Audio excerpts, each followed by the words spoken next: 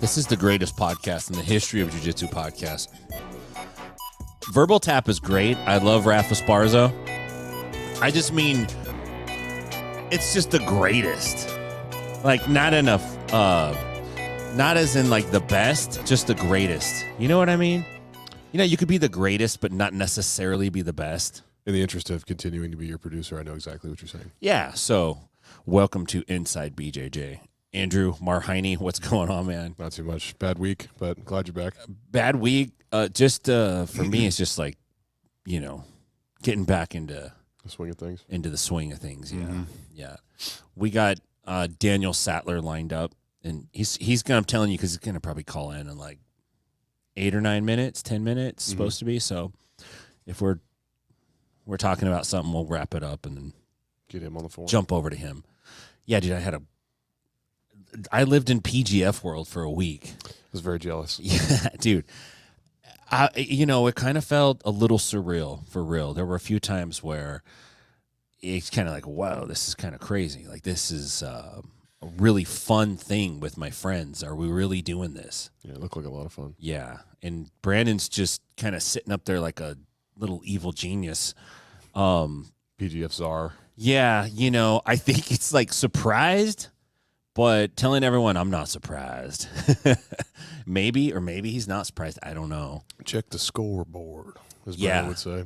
Yeah, but it was a great event, and I had a real good time. Like, really fun time working with everybody. Really professional people. And people were very nice to each other. Everybody was pulling for Brandon. Mm-hmm. So Absolutely. that guy cashed a gigantic check of goodwill. I think so. He called it in. He's like, hey, y'all, I'm calling it in. It one time in the future, I will call on you. He made some calls. Yeah, right? he did. Yeah. Called everybody, it looked like. He called a lot of people, but thank God he did. Imagine if Yeah. he didn't, No, it was really cool for me just being back here in Nashville to know the timing of everything and be like, this is perfect. I get Yeah. off work, I go home. Yeah. I've been watching your Instagram when I can at work, just checking Yeah. on updates for the pre-show and all that kind of stuff, see what everybody's up to, see what Brandon's doing, see what Zoltan's doing, everybody, see what the competitors are up to. And then as soon as I get home, take a shower, BGF. Yeah. Sweet. It's pretty neat. I loved it. It was fun. It was a lot of grappling. It was a lot of grappling. But it's kind of grappling that I think is a little more digestible because it moves very fast. It's very submission oriented. Lots of penalties. And some people didn't like some inconsistencies, I'll say that, in the penalties that were being thrown. Mm-hmm. But at the same time, I thought that they did a good job at not allowing the athletes to game the system. So especially, and I don't think Andy Varela and PJ Barch were trying to game the system on their stand-up match, but it was kind of going back and forth a little bit, and they were both trying to get the takedown. That's when they had the infamous second row couch incident. Yep. Which I told Brandon last night. I said the only thing better than landing in the second row would have been landing in the third row. Yeah. Then it would have been even better. Yeah, everybody does the first row. Yeah. I think, Second row is a varsity move. how about this for an idea? Okay. How about we set up prop furniture and we just mix it in with the regular furniture. So, and we encourage these athletes, like, look, we're putting on a show, you guys. So 2 rows back, that third couch, we're going to have a table and we're going to stack it with these plastic glasses that or plastic Like flutes sugar glass? that we're going to fill up with, Blood? sparkling cider. Oh. And we would love it if y'all would crash into that. I mean, that would make such a good show. Things like that. We'll have like workers walking, carrying ladders and paint. Giant panes of glass. Yeah, giant panes of glass Yeah. they run into. So it's a Jackie Chan movie now. Yeah, basically. That'd be sick. That would be sick, right? Yeah. That'd be a great commercial. You got They to should get a cut bunch of like commercial. wild visuals too for the commercial. So like all the front row has the blood splatter. Yes. Like in plastic curtain. Yeah, you have Ex-Marshal up there with Like they're at a it's like a Gallagher. show. Yes. Nice. I dropped that Gallagher reference last night, and I was like, I don't know if Brandon got it, but he got it. Yeah. Yeah.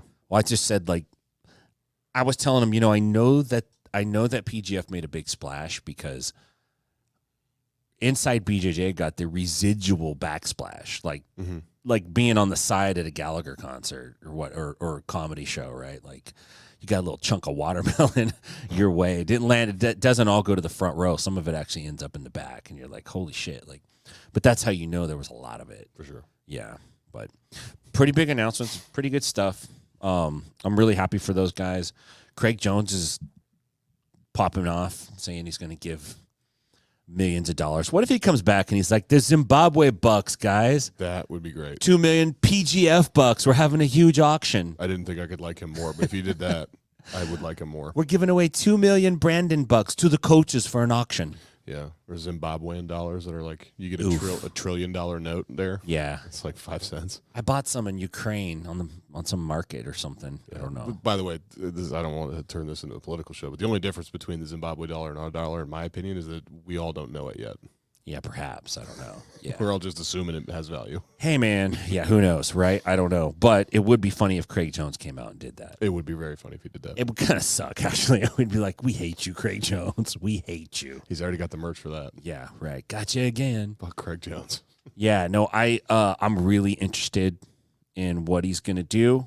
You know, there's some rumors. There's some things I've heard. There's some things that I think, but I can't get anyone to exactly confirm it, but I also can't get anyone to deny it. And that makes me think that maybe... You deal with the CIA? Who are you talking about? It's like that in jiu-jitsu right now, man. Seems like that. It's very, very serious. There's some real serious moves being made. I'm surprised for how silly us bunch are, that like you and Brandon hold, and I'm sure all the guys around Brandon can hold state secrets for a while. Oh, yeah. Because like there was some stuff that you and I are usually fairly free about that kind of stuff Yeah. with each other.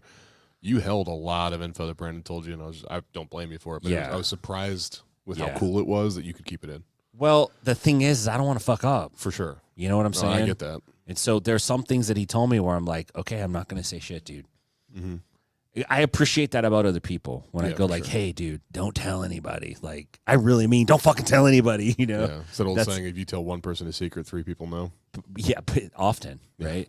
Often. So, you know, there's a lot going on, and it's going to be big. It's going to be real big. It's going to be real interesting. Yeah, but good. You know, this is what we need. For sure. We're going to see, and I've been preaching this, the professionalization of jiu-jitsu. It's happening right now. It's becoming more apparent, Mm-hmm. right? So that's pretty cool. You don't get to be part of an amateur thing that becomes professional very often. It's only very rare that happens. That's a generationally within a sport if it gets to that point. I think the question is does jiu-jitsu stay in the public consciousness forever? Or is it only as relevant in terms of its relationship to mixed martial arts, to the public consciousness? To the mat rats, we love it. It doesn't matter. We're going to do it. Mm-hmm. People that wrestle and grapple, they're just going to do it. They love it. It goes way past that. But for everyone else, is it only relevant because of mixed martial arts? That's what I'm wondering. I think it's definitely a part of it. I lean more heavily towards that. Yeah. My opinion, and I think I've probably mentioned it on here before when it comes up, I think with Omar specifically, is that I would love to be happily surprised and wrong about this. But I'll turn you up a tiny bit. I'd love to be wrong about this, but I feel that unless everybody understands what getting hit looks like, and most people have been hit or can empathize with being hit. Yeah. Or outright imagine just it. rocked in the head or something like that. You can imagine how bad it hurts. Yeah. If you've never been in like a triangle or a head and arm or something like that, or an arm bar, you can sort of maybe use your head to get there, but like you don't know how that feels. No. You don't know the kind of danger that person's in or the trouble Yeah, they're in. You know, absolutely. And why would that guy? I've heard people watching fights that don't train or anything like that say like, why would he tap to that? Why did he just get up? Yeah, I know that's a meme too. It Yeah. happens that often, but like I have heard people say that, and it's wild to me now that I know, but Yeah. I didn't know beforehand. It's grappling so hard. Mhm. It's such a physically hard, demanding sport that it looks easy because everyone's kind of roughhoused a little. Mhm. And then most guys want to grapple, some ladies, but it's mostly dudes. And very, very few guys, very, very few times do you meet a dude who goes, yeah, I'm a pussy. I don't know how to fight. That's me. It's very rare that somebody says that. Yeah. Most of the time it's, well, you know, I try not to fight, but dude, if I got to throw, I'm going to throw, That's me too. you know, right. You know, Look, when you close your eyes and you imagine these scenarios where you whoop people's asses, you're not getting your ass kicked in your daydream. No, you're thinking about me beating your ass. You're fucking whooping everyone in the room. That's right. I hope he has friends. Yes, dude. Exactly. More people to knock out for YouTube. Yeah, right. Now you get it. So, that can be a problem. I don't know, man. I'm really interested in it. I'm happy for all these guys, man. I've been saying for a long time that jiu-jitsu athletes, they're training just as hard as the athletes in the other sport. Oh, yeah. They're not always as professional. I think there is a lack of professionalism that is not there everywhere. There are some guys that are very good, and there's a lot that are moving in that direction. I think they're starting to see it. But there's still some part of it that's kind of lacking, and it's raw, and I think that appeals to people, the rawness, and you don't want to lose that. But you also have to be willing to play the game a little bit. If you're like, hey, I just want to choke motherfuckers out and get paid for it. And I go, okay, cool. In order for me to do that, I got to build a big stage, and we got to put you on the stage. And we got to get a big light, and we got to shine it on you, and we got to get these cameras, and we got to do all this shit so you can choke motherfuckers out and get paid for it. I'm down. I want you to do that too. But listen, when you do that, the people that are helping pay for that,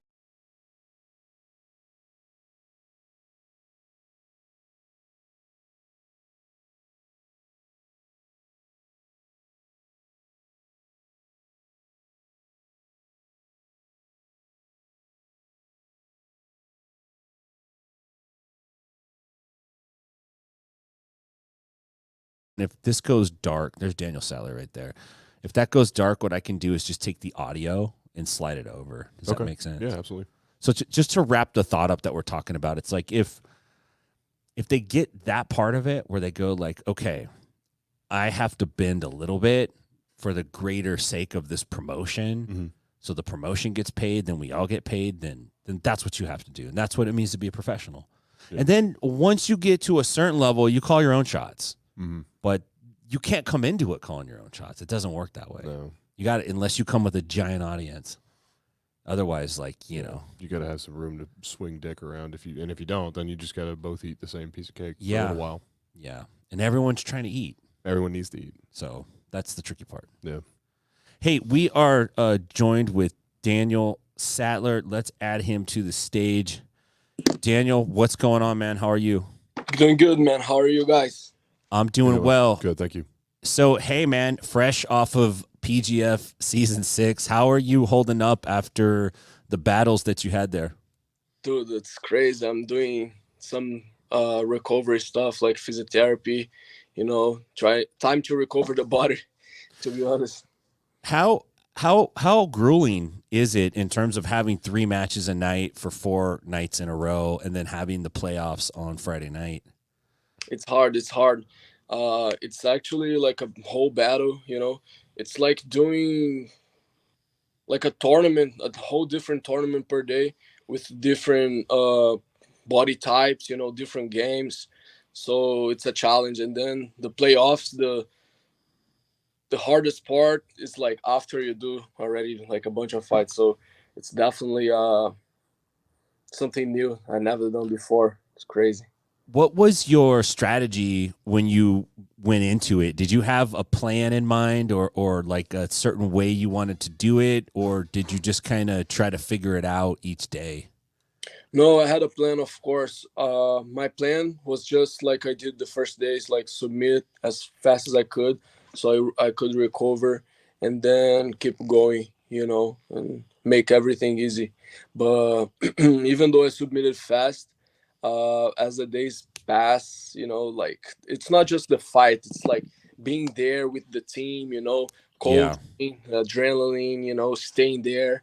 You know what I mean? The tournament would end at like 9 p.m., 9:30. So when you get home, you go to bed, you don't sleep right away. You still have the adrenaline, so you gotta like cool down, and then restart everything again next day. So the strategy was to submit my fights as fast as possible, but even though I did, it was still like hard on the body, like same thing. Yeah, I think that's one of the biggest surprises that the competitors or the athletes had was how difficult it was to maintain that schedule, because you had to be there at 3 o'clock. You had a meeting every day. Then you had the actual show, and it's a show. It's like a TV show. Like, you have to be ready to go at certain times, and you process through it, and then you're in the back. And if you go out there and you get your ass kicked, you have to go back out there again in like 20 minutes and fight somebody else who might be better than the guy that kicked your ass. Yeah, That's not easy, man. for sure. Yeah, like something that I was reflecting a lot. Like, not only like you said, like the guy can be better than the guy you faced. Sometimes it can be, but sometimes just like how different the games are. Like, for example, one match you got a guy that you gotta go slow pace, play more pressure, and then the next match you gotta change your strategy because the body size, the game is different, so you gotta go like faster, or you like a guy that you go wrestling that like exchange takedowns. Yeah. A guy that just sits, so it's like a variation of techniques. And I believe the athlete who's going to be ready for it is the most complete athlete as possible. Like, if you know how to do a little bit of everything, you're going to do good at PGF for sure. Yeah, there's a lot of styles that you have to deal with from your opponents, and also different skill levels. Not everyone's a black belt, not everyone's a brown belt. There's kind of a variation in the skill levels. And we saw like this kid, Jet Thompson, who's 17 years old, kind of comes out of nowhere. He had some people knew about him, but not a lot of folks knew about him, and he just kind of shows up and does his thing. And so you got guys like that, and then you have guys like PJ Barch that are there, and everyone in the middle. So it's very difficult stylistically to go out and say, I'm going to play the same game against every guy. It's almost impossible to do that. Impossible. You got to come with different strategies. You got to come with different game plans. And not only that, but like in different, in a short amount of time, you know what I mean? Like, sometimes it's like a match that you just did, and then the next match is a guy that you got to like play another type of, So that's what makes PGF special, I believe. What did you think about the money? How important was it to you to try to get some of that money? It was like the main reason why I did that, like to have the chance to win the 100K. That was the main reason. Like, I was like, yeah, I have a chance. I know it's sometimes you see like there, it's actually a lottery as well. If you get in a good team, you're gonna succeed. But if you get in a team that the guys are not submitting too much, it must be hard, because there are athletes that they have like a game for points, and there are athletes that they have like a game for submission. I believe the team that had the guys that were that are submission hunters, it's the was the team that like was the favorite. I believe that my team, Regan Machado, Yeah. one of the teams, we had like Jet Thompson, like you said, and also Jan Jacques. Jan Jacques had like Davis Azari, So yeah, I believe the submission hunter. Yeah. Yeah, I think there's something to be said for that. And you kind of noticed on day 3 where the guys that were maybe thinking about points, kind of jiu-jitsu started shifting, because you start seeing the leaderboard and you realize, like, I might not make it into the top 8 if I don't submit somebody. Like, I got to start taking some chances. Especially with the guys getting and finishing chokes, grabbing 6 points, 12 points, 18 points, just shooting up. Yeah, right. Guys going for the kill. So that was an interesting part from a fan standpoint watching it. It's a very entertaining format to watch. Yeah, sure. Some guys that started the tournament like one way, they realized it in the middle of the tournament that they had to change the strategy completely and try to sub. Otherwise, they wouldn't make to the playoffs. So that was interesting to see. But for me, man, my mindset, I knew already what I wanted since the beginning. I believe I entered in this tournament as a IBJJF guy, so people really saw me like, oh, this guy's gonna try to play points, advantages. But as soon as I touched my hands on the opponents, I think everybody saw who I really am and my style. I believe that after PGF, of course, my team didn't make to the first place, but I believe that Daniel Sathler got bigger after PGF for sure in the eyes of the fans. Yeah, I think you definitely made a statement, especially in the no-gi world. There's a lot of tendency in people's brains to separate everybody. Like he's a gi guy and he's a no-gi guy. And really it's just all grappling. Of course, the gi's got some specific things, but good grapplers are good grapplers, whether they have a jacket on or not. You can kind of do it or you can't. Now, of course, at the highest level with the guys that are elite, they're pretty damn good at what they do, and so, that makes it pretty tricky. What would be your feedback for PGF? Like, is there anything you would have changed or you thought should be done differently? Man, to be honest, I think the only thing that I would have done different would be more aware of the rules. You know what I mean? I feel like I knew the kind of rule set that I was, but I believe if I spend a little bit more time checking like detail into detail, maybe I wouldn't jump guard with Benetti, the third match of the day. Mm. It's hard to say because if I could have read, I wouldn't also try the first one. That it actually was a beautiful submission. But yeah, I think I would read the rules more. How did that impact you? Because you got called for a DQ at the end of the first day, right? It was the last match, I believe, and it ended so. with a guard jump, right? That's what it was ruled. Did that bother you? Did you think about that? Were you able to kind of get past that, or did you come into day two with that on your mind? For a moment, in the moment, I got really mad, because I gave points to a team that would be fighting with us, for the 100K. So at the moment, but then uh, I realized, man, I need to forget about that because I have another a whole sequence of matches. So the second day that was in the past already. The Yeah. What proves that is that in my first round I got a tough fight and I was able to submit with a beautiful toe hold as well. And Yeah. yeah, it happened, but there was nothing I could do anymore about that. Walk us through Thursday because you got injured on Thursday, right? Or you were out on Thursday. How did that impact your performance on Friday? And do you feel like that hurt your team's chances at getting or catching the ex-Marshall team on Thursday? Yeah, I believe that it had an impact on my performance. Of course, I feel like all everyone that saw the way I was fighting and saw in the playoffs was realizing that my knee wasn't okay. It was very hard decision for me. I talked with Regan a lot about that. He told me to leave the competition as soon as my match against Davis Azar ended, and he told me, "Oh, you let me know in the morning how you feel." So I left the competition straight to the recovery area. That Renato had a gym there that had like sauna, ice bath. So I did like 4 hours straight to recover my knee, recover my ankle. But next day I woke up and I wasn't able to walk or anything. It was really sore. So I called Regan. I'm like, "Hey man, I'm sorry. I'm not gonna be able to do that." You know, um, and to be honest, it was really difficult because like people were saying that, "Oh, Daniel, you was just trying to rest for the playoffs." But man, if I showed up and I had like two submissions, if I could get the chokes, my team could have make the 85 points and be tied up with the Yeah. John Jacques, And I knew that like it was something that could cost the title, but there was nothing I could do, man. When there is a injury like that, things could go worse, And to be honest, I wasn't even playing. I wasn't even thinking about doing the playoffs. Of course, in my heart, I wanted, but my mind, I knew I wasn't healthy for that.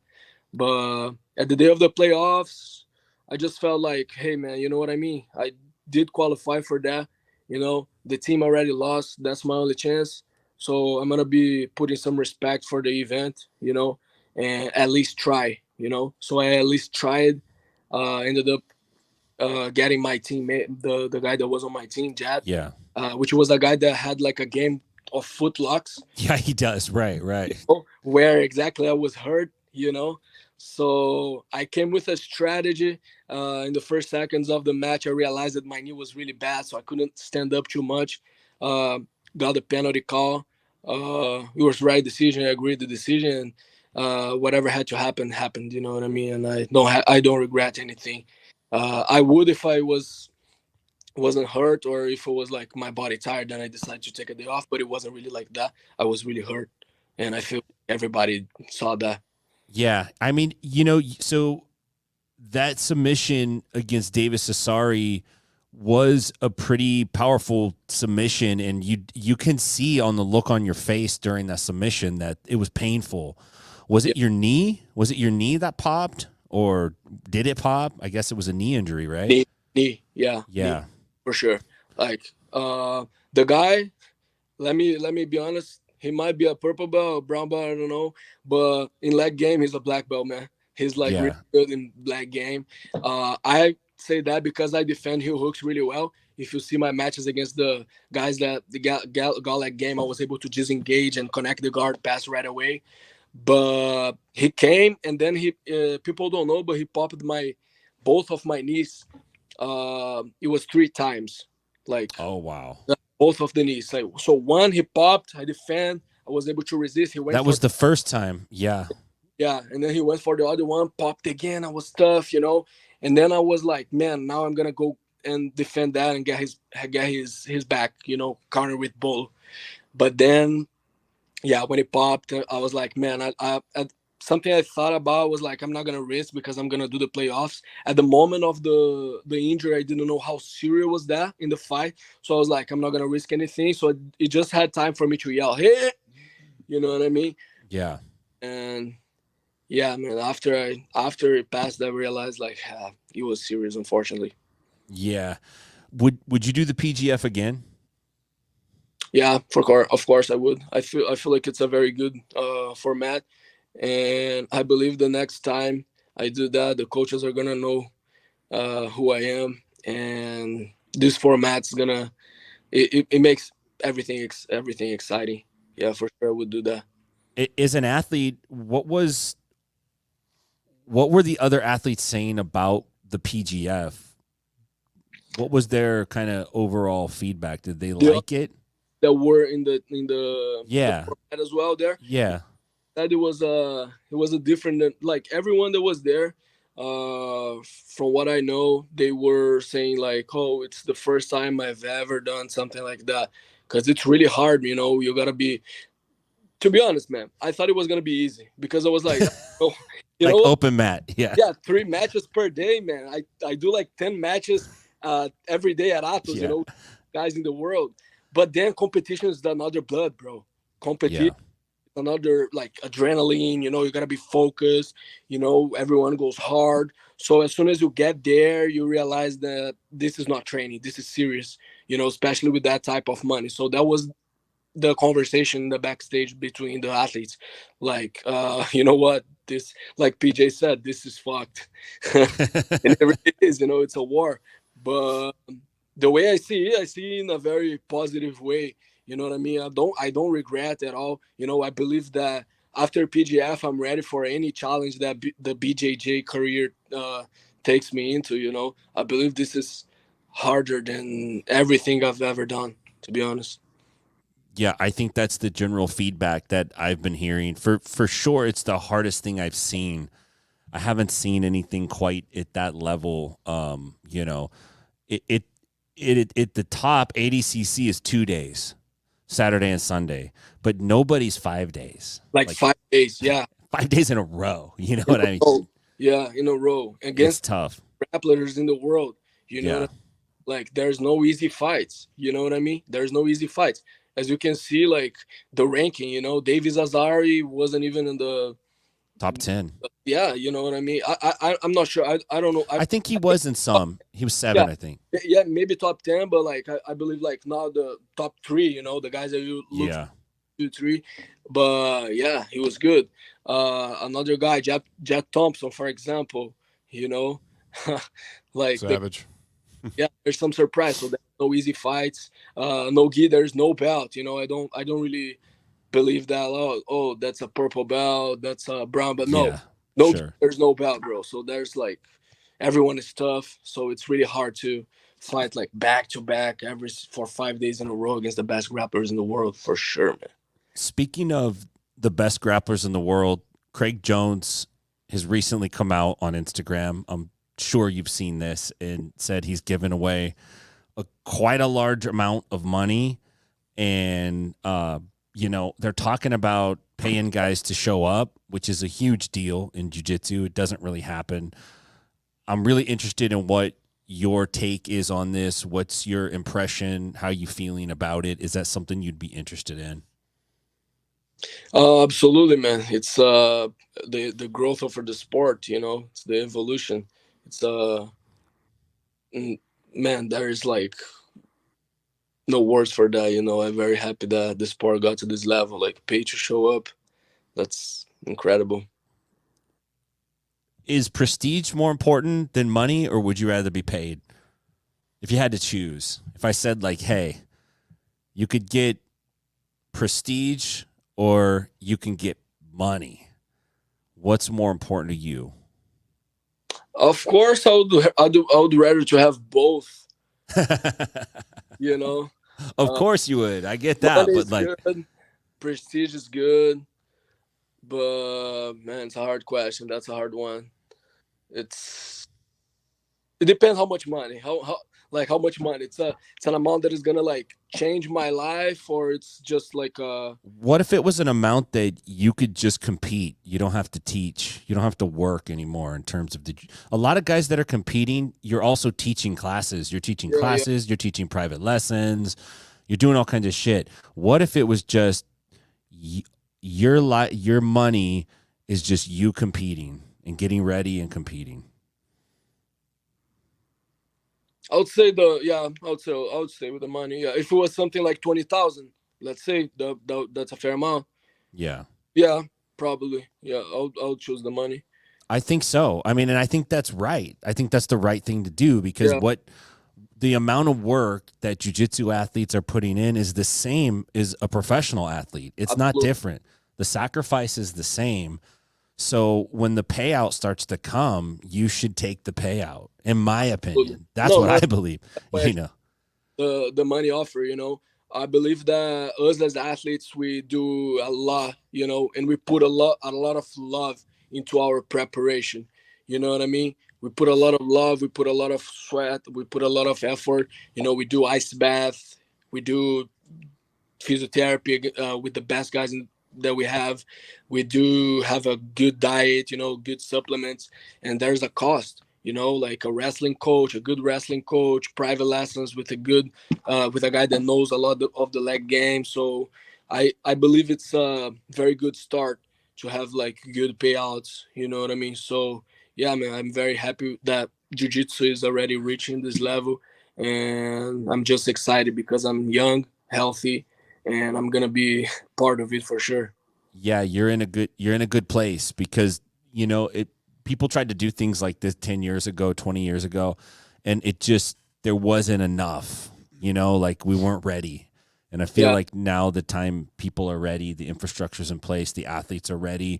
It's a very good time to be part of jiu-jitsu, and I'm stoked for you. I'm stoked for the athletes. I think it's about time that they were able to get paid for doing this, and also to be able to put a product out yeah, for that is sure. entertaining that people want to watch. You Absolutely, know? absolutely. And I feel like it's a good way of like respecting the athlete. You know what I mean? Like Yeah. putting some money. Like I don't just want you there for you to win. I believe that like the question that you made that you asked, like if it's for the prestigious, there's no money involved, people are gonna go there and they're gonna want to win. So that opens gaps for stalling, because they just want to. Yeah. But if there is an organization or someone that is paying for you to show up, that means that they're investing in your performance. You know what I mean? That means that you gotta perform. I'm paying you for the show. Yes. Otherwise, if it Yes. was just for the prestige, you just go there and you're just gonna want to win. But if there's money on the line, man, that if you're getting money for that, you're getting money for the performance to show up there and give the show. You know, you're an artist. Yes, We 100%. were just talking about that. 100%. Because if you don't, then they won't ask you to come back. Exactly, absolutely, and you lose money. You lose money, and they'll ask somebody that you're better than, but who's more entertaining, and they'll bring that guy out. Exactly. That's the way it works. That's the way it works. It's the only way it works. That's my opinion too. Like I said, if it's just for the prestigious, you know, if I'm like, it's good. Like, I'm not gonna lie, it's good to have both. Like I said, Hell yeah. if there's no money, if there's just the prestigious, the guys are gonna try to win, not try to perform. You know what I mean? Absolutely, man. What's coming up next for you, dude? What are you doing next? Do you have any matches lined up? Yeah, for sure. I have a match coming up in New York. I'm gonna do Emerald City. It's a Okay. very nice tournament. There's a bunch of killers there. There is Oliver Taza. Max Hansen's gonna be there as well. So wait, I gotta stop you right there. Hold on. Max Hansen. What's going on with you and Max Hansen? Are you guys good? Are you guys just what it is what it is, or are you guys on speaking terms? We don't really talk to each other, but I have nothing against him. You know, I have just respect. I believe that he's like I said, for everyone that was there facing the battle, you know, in that scenario where they like have to fight like back to back every single day, deserves respect. You know, so in my vision, it was something that happened in the fight. You know, things got heat up, and he said a couple of stuff that I didn't like. So I went to the backstage and wanted to uh, clear things out. Clear things up, huh? But in Have a a chat. Brazilian way, you know what I mean? Like a street Brazilian fight. Nice friendly chat. Yeah, I did what I did. You know, we got some arguments, but I don't hold anything against nobody. You know, like I said, I feel like every single athlete that were there performing, you know, fighting, Yeah. working, deserve respect. So Yeah, get paid to fight. You know what I mean? Like, don't fight for free. Get paid to fight. That's the way to do it. You know? Yeah. When you're a fighter, it's a little hard. You know, you're used to fight. Well, I agree with you. Yeah. That's how you become a professional. Yeah. That's it. Yeah.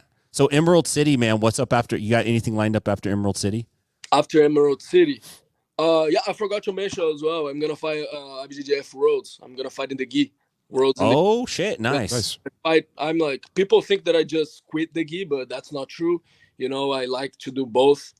You know, I like to just gi, no gi. So yeah, I'm gonna do IBJJF Worlds as well in June. Nice. I mean, IBJJF Worlds is something that's prestigious to win. Prestige. It is. Like, it's pretty cool to win that. It's hard. Worlds in the gi might be the hardest thing to win. It's pretty damn hard to win. Hard, like very good athletes in the line. Yeah.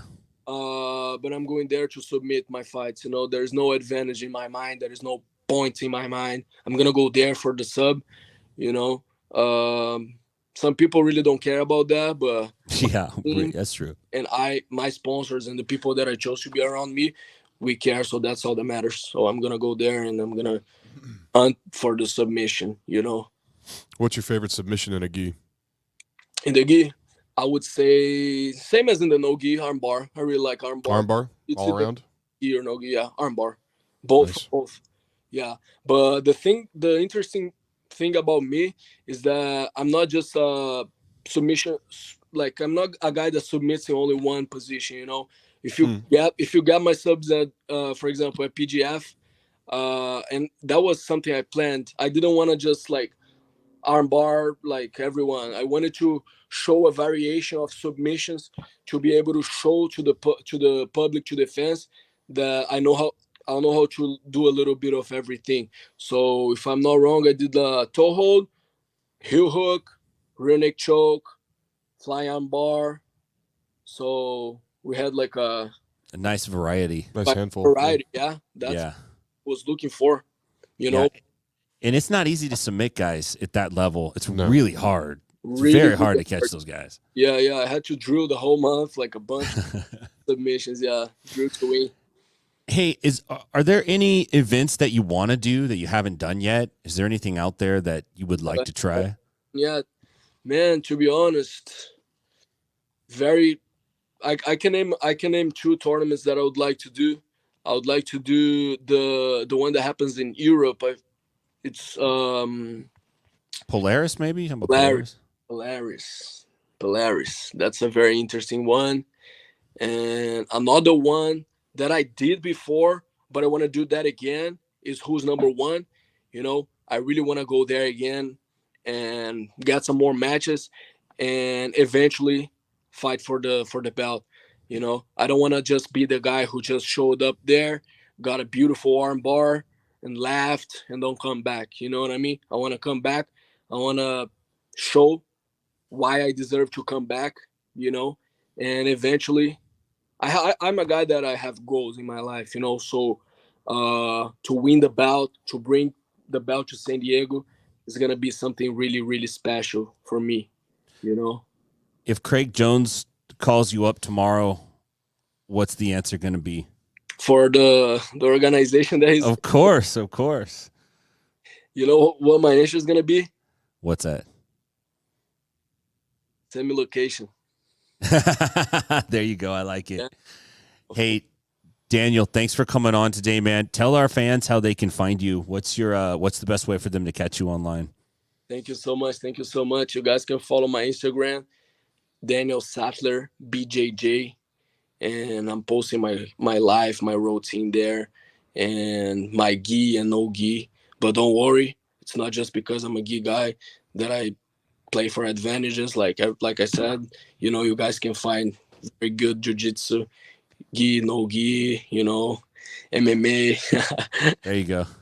everything. Right on. Hey, man, it's great talking to you. Thank you so much, man. We'll see you soon, I'm sure. All right, brother. Have a good one. You too. All right, see you, bud. Good night, man. See you, brother, too. Nice, man. Daniel Sattler, dude. Daniel Sattler, ladies and gentlemen. I'm going to have to say this. I wasn't certain as to why he took that Thursday off. I really, really specifically wanted him to come on this show so I could ask him about that situation. Yeah. Because there was a lot of speculation. He's right. I heard a lot of both sides. There was a lot of speculation. And the negative side was very negative. It was quite negative. I'm not the level of athlete that would be at BGF, but if I pop my leg 3 times in here, probably not going to be here tomorrow. Probably not.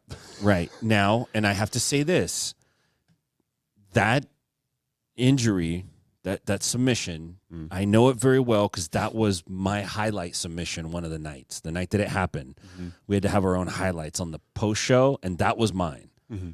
And I called out both of those pops that Asari got. The first one where he didn't tap, and then the second one where he did. And it's worse too, right? Because Sattler was saying that the first attempt he got was a pop, and then the next 2 almost a tap, and then the tap, like you said, those were also pops, so 3. Yeah. So I think that maybe we didn't consider that as an injury to him because he went like, but then that was it. He hit it very well.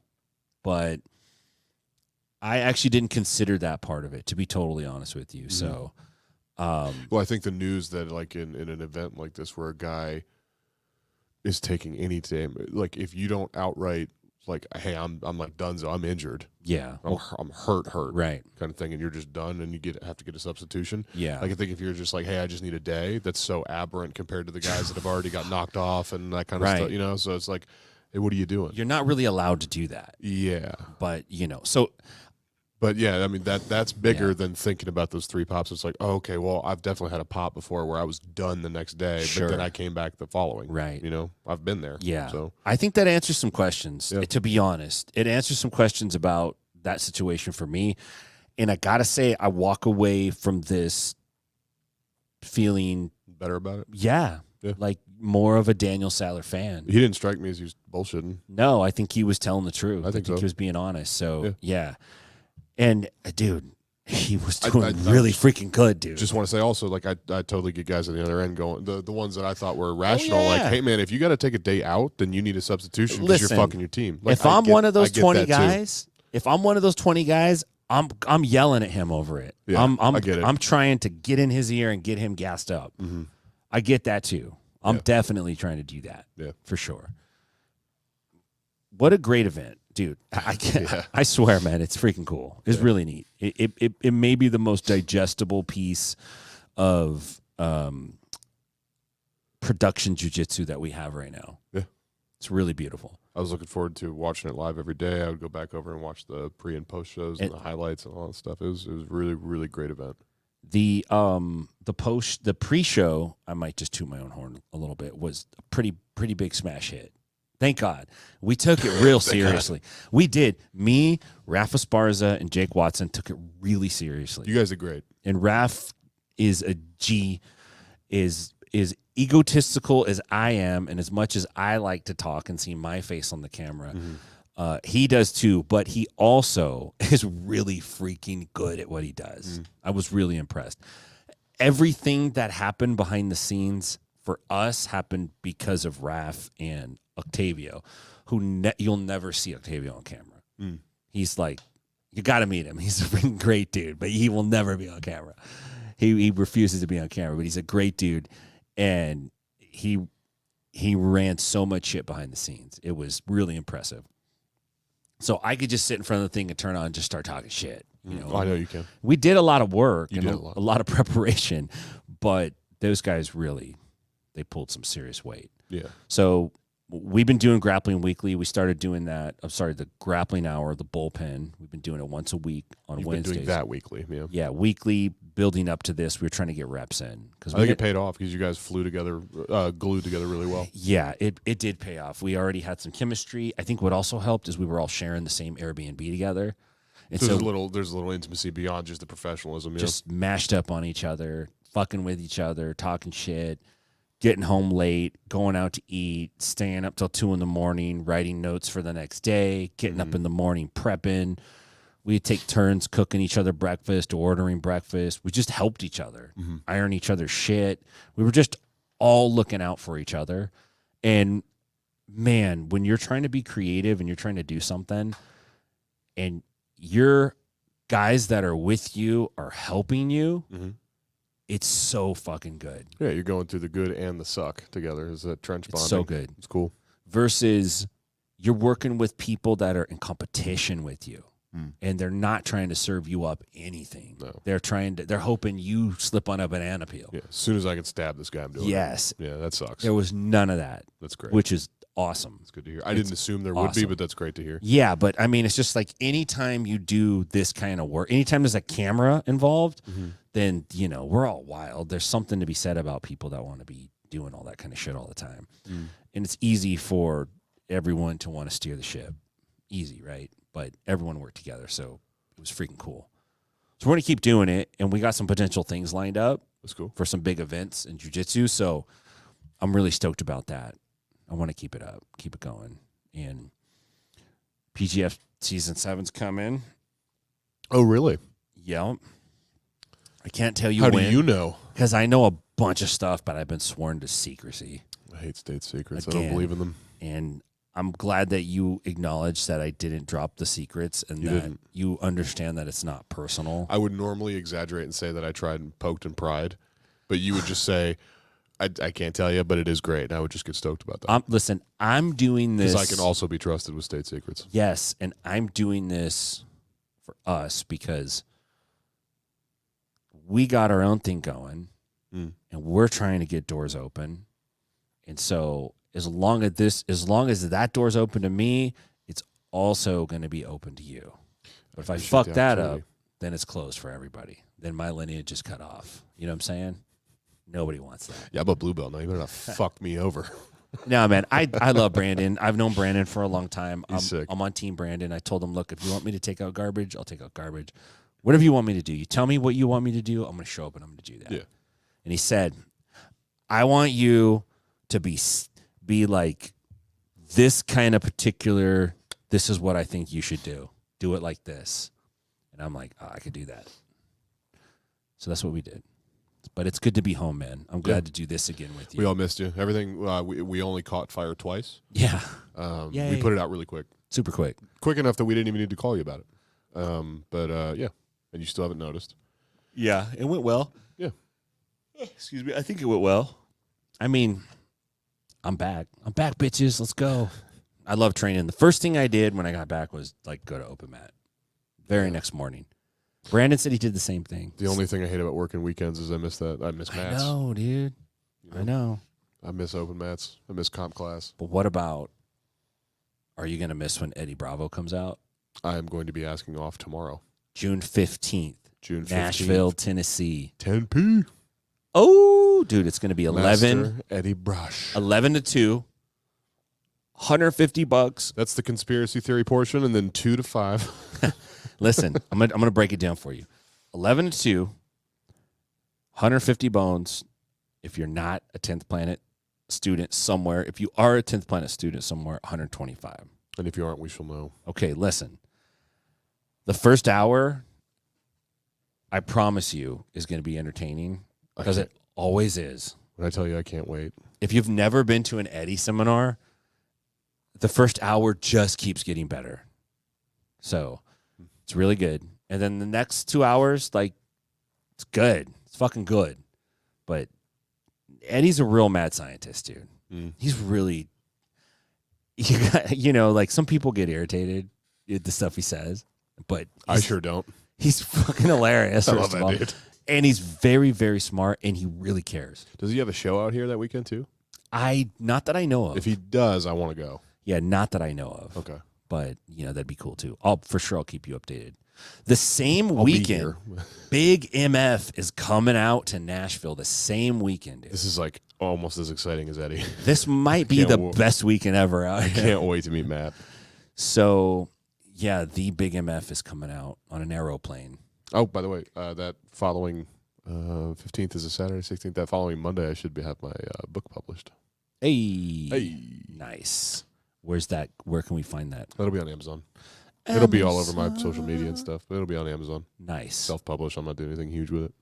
Well, why do you got to say it like that? Well, it's because it's me. You're like, I'm going to be on Amazon. Then you're like, don't buy it. It's stupid. Yeah, I was like, as soon as the words, because I just realized it's that weekend, as soon as the words like, oh, I'm publishing my book, I was like, oh, you're a fucking asshole for saying that. No one's going to buy your stupid book. Why would anybody buy anything you had something to do with? Oh, my God. I don't buy my own merch, so it sucks that bad. You're an idiot, dude. Oh, my God. You can't do that to yourself, man. Of course I can. Eventually, you have to give yourself permission to succeed and flourish. You're going to have to do it. If you're going to hang on this, you got to do it, dude. Because everywhere we're going, you got to be it. You got to be a true fucking believer for what we're about to do. And I noticed where you said we're going, and I didn't go to Vegas. Well, listen. That's not exactly how it works right now. I'm doing what I can just to get in. Correct. But no, it's going to be good, man. You're going to see. No, I can't wait. This Saturday. I've loved seeing it so far. Tomorrow, which is just going to get this late, but Nate Orchard's going to be down in Decatur tomorrow. Really? Yeah, like some just off-the-wall seminar. Oh, cool. I wish I could be there. Wish I knew about that, too. Damn it. I think McCaffrey's cooking something up. He always is. I don't know I told him, like, you're that guy. Every time you go to his house, he's got a pot of something on the stove. Something's in the oven. He's got something going on. I'm not sure what it is. He's got a still a white lightning out back and no one should know about. Yeah, I'm going to suss it out, though. He can't hide from me. He must have bought the jug. He's upgraded. He can't hide from me.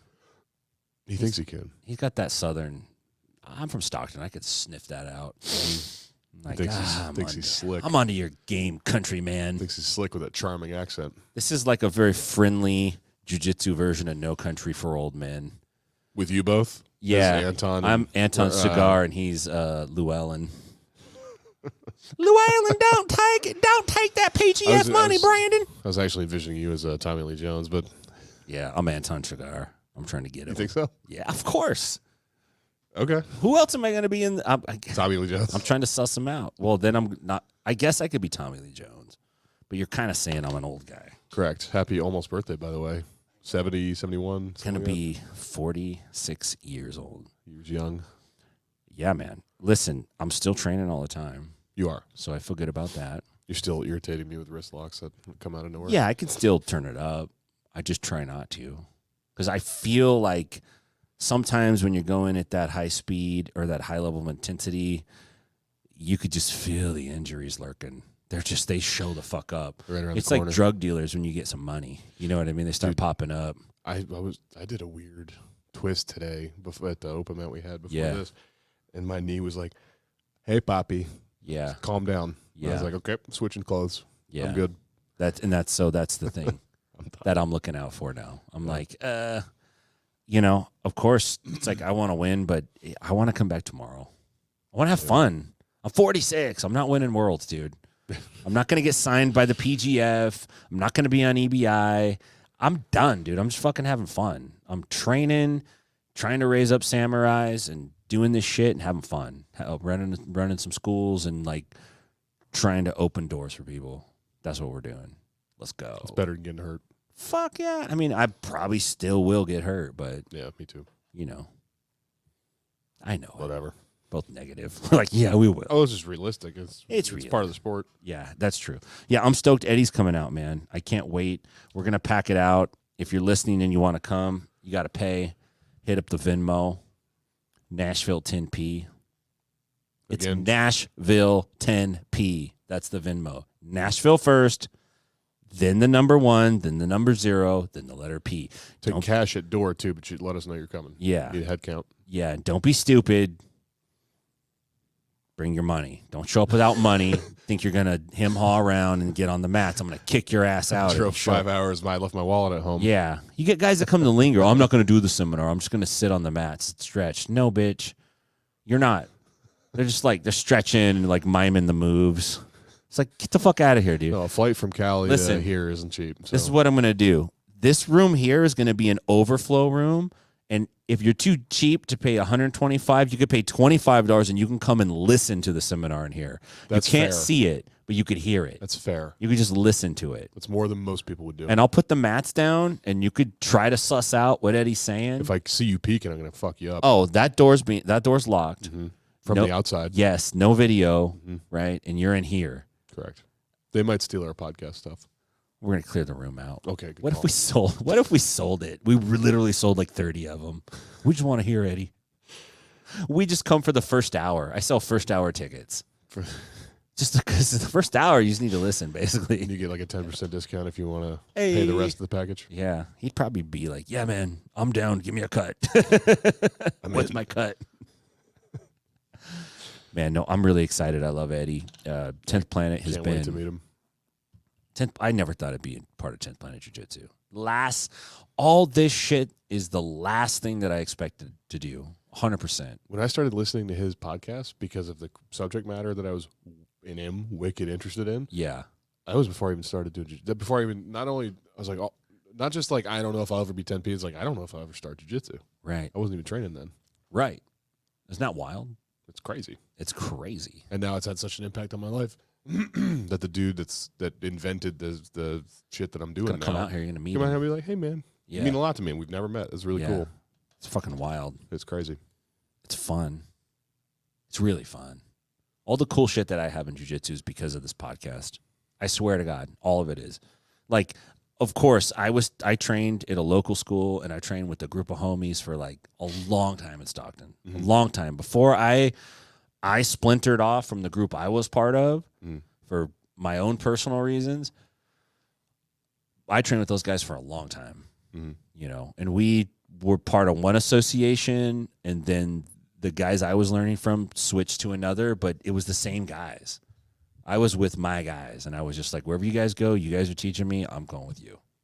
And I pretty much rode that way almost to black belt, to brown belt 4 stripe. Then I'm like, okay, pull the parachute, time to go. I don't know. Like I said, I didn't plan it. wild. I didn't plan it. You had like 3 more months. I have no idea how long I had. I really don't. But Yeah. I know that I went into business, had a partner, and it was good till it wasn't good. Right? And so I'm like, okay, I know I have something here, so I'm gonna pull out. I'm gonna back up, and I'm gonna go talk to these dudes that are my mentors, and that was Casey Halstead, 10P Las Vegas. Coach Casey. I knew Eddie already. I had a relationship with Eddie. I was already doing some work for EBI, so I had some 10th Planet friends. I would drop in here and there. I for sure wasn't a 10th Planet guy. Didn't try to represent myself as one at all, And I just followed what Casey and Eddie told me to do, and I just did that. And I deferred to Eddie every step of the way, And he's been fucking cool as fuck, dude. So when I had the opportunity to do this, that's what I universally hear about him. Yeah, dude. And now I'm riding hard, dude. This is it. Yeah, why not? This is all that there is for me. It's this. So this is dope, and I'm really grateful to be part of it. 10th Planet's I don't care what people say. People talk all their stupid trash. 10th Planet is the best fucking organization in jiu-jitsu. Yeah.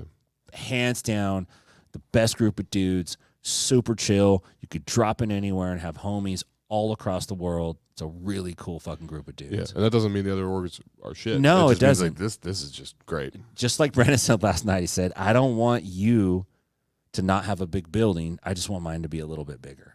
I love that. Yeah, so I'm saying, look, you guys all have cool teams. It's just the team I'm on is a little bit cooler. Eddie fucking Bravo, yo. Like he's kind of cool. Kind of cool. Anyway, I'm stoked, man. Trying to think what else is going on. I'm excited about Craig Jones. I have some stuff, but I can't say what it is. Yeah. Well, we've got some boys competing here. There you go. Got some boys coming up for, what is it? New Breed. New Breed. May 11th. Yeah, May 11th. Yeah. Coming up right around the corner. Stoked. Got some new we got like guys. 4 or 5 of them Yeah. coming out. Anybody competing in Stockton soon? I'm not familiar with the comp scene out there. No. Yeah, Angie is Angie is competing. I'm not going to use your last name because I don't know if she wants me to. You probably don't. Yeah, but Angie. Shout out to you, Angie. Hey, Angie, what up? Angie is competing in Pride of the Streets. So, by the way, 10th Planet Stockton's fucking dope. I'm just going to say that. The dudes, the people in Stockton they train constantly. That's what they want to do. They want to train. Mike and Dennis run this morning program, 6 a.m. Assassins. They're on it, dude. Mm-hmm. Jessica is helping manage the school and run the school. She's like a pivotal part of what is taking place there in a big way. It's awesome. She's a fucking gangster. She's dude. Chris Vickers is teaching on Monday nights. He's a OG black belt from Alex Kanders. He's got like a gazillion Dead Orchard wins in competition. He's freaking awesome. He teaches every Monday night, competes all over the place all the time. He does gi and no gi. He's a stud. Wednesday night, we have Bree Stick, who's teaching. Bree's sick. And she's freaking awesome, too. She's a high-level gangster assassin, dude. She's a bad lady. Every Wednesday night, this shit's going down there. Mm-hmm. So Stockton's, like, in a really good place, and they really get after it out there. So I'm stoked for those guys. So Angie's competing. Chris Vickers has this tournament he runs called Pride of the Streets. It's a super fight thing. And I'm not even going to tell you where it's at. You just go watch it on YouTube. And if you figure it out, you'll figure it out. But it's pretty freaking cool how he does it. It's kind of wild. Like, it's kind of crazy what he's doing. But he runs Pride of the Streets. He gives cash prizes away. He features all local, like, NorCal guys. They fight all different belt ranges. It's kind of like, I would say it's a step up from Holy Rollers, where Holy Rollers is free, and I get 16 dudes in or 8 dudes, and it's all low production, but people get free tournament experience. We have a great time. We big them up a little bit, and boom, they're gone. We get to meet new people. We do that once in a while out here in Nashville, right? Chris does something similar, but it's for guys that are probably better, higher, a little more experienced. A couple more brackets. Belts. Belts. And there's some belts and there's some money. Okay. So he's working it up to the next level, and it's pretty cool. That is awesome. So Angie's going to be on that card. I always love hearing about, like, I'm not local to him, but local types of shit like that going on. It's so cool, especially when, like, one dude comes up with it. He's like, I just want to do this. That's what's so great about it. That's happening all over right now in jiu-jitsu. That's what PGF was. Yeah. That's exactly what PGF was. It was that. Yeah. So Chris has got a bunch of crazy games. He did a battle royal one time in Walnut Creek that was fucking awesome. I think it was during COVID, which is even more insane. Great. Yeah, Love it that. was a lot of fun. Chris is a great dude. I'm really grateful to have him around, and I've known him for a long time. So it's cool to see guys. You're like, I knew that guy when he was a blue belt. Matt, yeah. I met that guy at a tournament where Big MF picked him up and slammed him and declared ahead of time that he was going to slam him because in the rules section, they didn't say you couldn't slam. So he said, look, I'm going to get at least one slam. If someone puts me in a sub and I can slam out of it, I'm going to slam them. And then when they warn me, I'm going to say, hey, you didn't say anything. It's not in the rules. If they try to DQ me, I'm just going to say it's not in the rules, and I'll at least get a warning. He picked Vickers for that? Well, Vickers is the first guy to put the sub on him. Okay. Put him in a triangle and picked him up. You could hear me on the tape going, no, because I know he's going to do it. Boom. Vickers got him anyway. My word. He got him anyway. Good for him. That's how I met Chris Vickers, and I've been friends with Chris Vickers ever since. I can't wait to be met. Oh, he's a real treat. I can't wait for him to come out. Speaking of other people coming out, and Mike teaches you morning classes with Dennis. Mike's coming out in July. He's coming out in July. That bastard. You guys all, by the way, just a quick update. I'm going to get I think next show, I'll have all the information together, but I lost handily on the draft. Oh, yeah, you did. You suck. I'm pretty sure I was dead last. Pretty sure you were. Two of my boys got, two of the people that I picked got hurt? subbed out Yeah. in the first day. Because you're a loser. That's one thing you can talk trashy about is your fantasy jiu-jitsu. It's not very good. You and Jake should have we should compare your team and Jake's team to see who's the biggest loser. I'd love to. Okay. So I could win something. You'll win the Get Better belt. I don't know if I want that. It's my belt to give, and you're going to get it. Yeah. Sorry, buddy. So you come and making rules and shit up again. You've got to be. It's my show. I can make the rules up. It's the only place where I get to pull that shit. Definitely going to try to bow and arrow you again. Or Cthulhu. Listen, we're going to end that. We're going to end this right now. Okay. Yeah, man. It's good to be back home, dude. We missed you. Yeah. So we're going to have cool stuff coming up. I got a bunch of competitors lined up, got a bunch of cool ideas. We ought to do another Holy Roller soon. Yeah, we should. It'd be fun. That would be fun. Do a little tournament out here. We should do like maybe blue and purple. We're about to take this city over. Hope so. Let's go. You're going to see. You fuckers are going to see. You're going to see. That's the wrong music, dog. That's the wrong music, dog. Just keep pressing buttons. You'll find it. There you go. I did both. See you guys. Please check out at InsideBJJ on Instagram, at cultist.apparel on Instagram, and everydayjujitsu_ on Instagram. Please rate and review on iTunes and Spotify. Helps us out, the algorithm and shit like that. I know you hear it from everybody. It's annoying as hell, but it actually does help. Thanks, y'all. See you next week.